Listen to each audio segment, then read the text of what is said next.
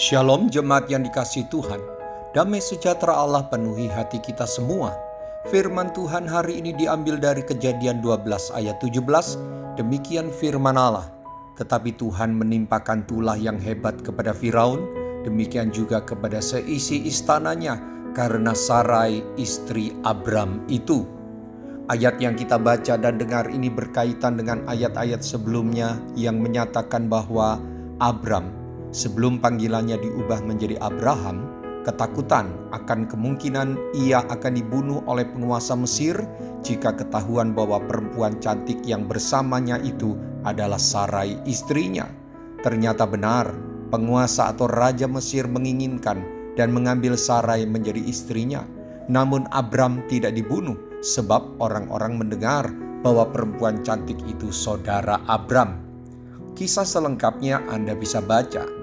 Klimaksnya dari peristiwa ini adalah karena Abram menyerah pada keadaan yang tidak bisa dia hindari, dia berbohong. Pasti itu salah di hadapan Tuhan. Tapi karena Abram dan Sarai ada dalam rencana Allah, maka Tuhan membela, Tuhan melindungi Abram dan Sarai. Berbohong tetap salah, akibatnya pasti ada.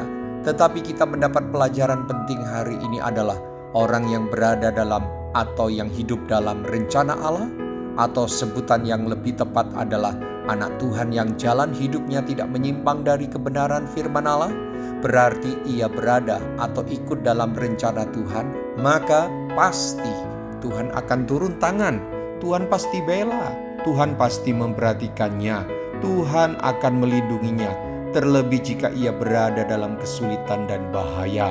Bapak, Ibu, Saudara-saudari, janji Tuhan kepada orang yang percaya pada Tuhan dan hidup takut akan Tuhan sudah sangat jelas, seperti yang dia lakukan bagi Abram. Janjinya yaitu dalam Mazmur 33 ayat 18 dan 19, sesungguhnya mata Tuhan tertuju kepada mereka yang takut akan Dia, kepada mereka yang berharap akan kasih setianya, untuk melepaskan jiwa mereka daripada maut dan memelihara hidup mereka pada masa kelaparan. Pastikan Anda dan saya selalu ada dalam jalan Tuhan, berada di dalam rencana dan kehendak Tuhan, yaitu hidup kudus, mengasihi Tuhan dan sesama. Maka pastilah Anda sadari atau tidak, perlindungan dan pembelaan Tuhan pasti ada.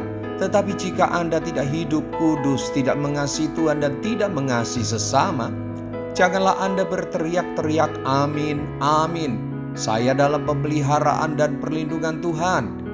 Sebab itu adalah iman yang palsu, iman yang hanya menyenangkan telinga. Jangan pula salahkan Tuhan jika iman kosong itu tidak mendatangkan keajaiban apapun dalam hidupmu. Mari kita berdoa. Tuhan Yesus, saya bersyukur diberi peringatan agar selalu berjalan di dalam jalan-Mu, agar selalu hidup dalam kebenaran-Mu. Engkau merancang penjagaan dan pemeliharaan atas hidup saya secara sempurna. Saya mau belajar terus mempercayai bahwa tangan-Mu turut mengerjakan hal-hal yang baik dan berguna bagiku dan bagi kemuliaan-Mu. Roh Kudus, pimpinlah saya selalu dalam melewati perjalanan hidup yang tidak selalu mulus, agar mengerti apa yang berkenan kepada Allah dan sempurna. Terpujilah nama-Mu ya Tuhan Yesus, Allah yang baik. Dalam nama Tuhan Yesus, haleluya, amin. Sampai jumpa besok dengan suara gembala, firman Allah yang hidup. Tuhan Yesus memberkati.